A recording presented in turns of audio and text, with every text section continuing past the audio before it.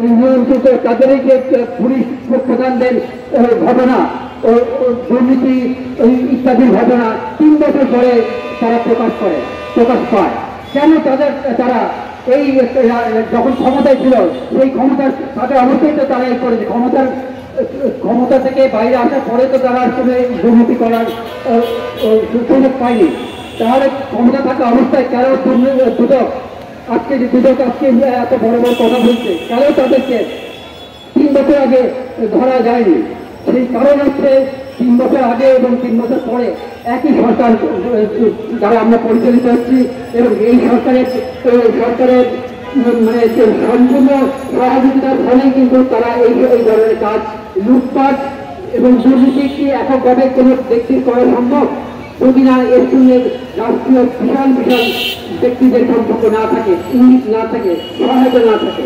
আজকে আপনারা দেখবেন যে এই কুষ্টিয়ার যে আপনার যে এমপি যে হত্যা খুনের ব্যাপার, সেই তার কোথায় হাড্ডি কোথায় মাংস আছে সেই নিয়ে সরকার, 2 দেশের সরকার কত তৎপর হয়েছে।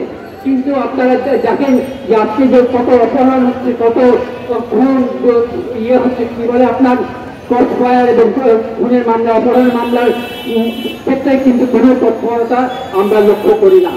এই সব থেকে আমরা বুঝতে পারি যে সরকার কোন ধরনের সরকার এখানে আজকে প্রতিষ্ঠিত হয়েছে এবং তাদের নিয়ন্ত্রণে আমরা আজকে এখানে আমরা বসবাস করছি। এর প্রতিবাদ, এই পরিবর্তন উচ্ছেদ ধরা এই দেশের কোনো মানুষের কোনো ধরনের সম্ভব না, যে কোনো মুক্তি সংগ্রামে সম্ভব না। সেই কারণে এবং চূড়ান্ত লক্ষ্য আমাদের হতে হবে শুধু এই সরকার এবং ফ্যাসিবাদী সরকার উচ্ছেদই না, চূড়ান্ত লক্ষ্য আমাদের হতে হবে সমাজতন্ত্র প্রতিষ্ঠার মাধ্যমে কিন্তু চূড়ান্তভাবে আমরা সকল এই সমস্যার সমাধান করতে পারব। সেই লক্ষ্যে এগিয়ে আসার জন্য আমরা সকল সাংগঠনিক এবং রাজনৈতিক কার্যকলাপ পরিচালনা করব, সেই আশা করে আমি আমার বক্তব্য শেষ করছি। সকলকে ধন্যবাদ।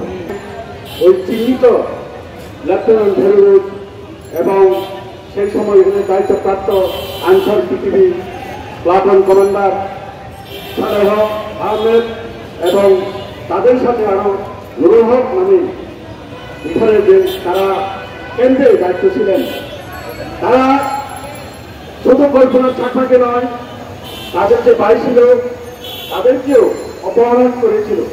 যাওয়ার পথে তাদেরকে ছেড়ে দেওয়া হয়, ওই কল্পনা চাকমা বনকে তারা নিয়ে যায়।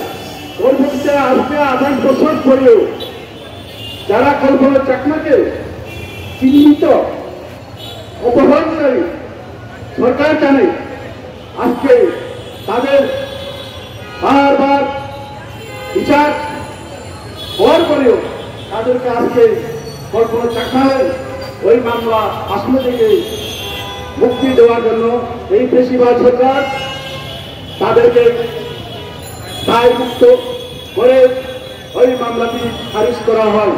সংগ্রামী বন্ধুগণ, আজকে জানি না ওই গোবিন্দা বিক্রিয়া কলেজের সোহাগীর জাহান তনুকে ওই ক্যান্টনমেন্টে যে জায়গায় সাধারণ পাবলিক ঢুকতে পারে না, সেই জায়গায় তাকেও র্যাপ করে এবং দর্শন করে তাকে খুন করা হয়।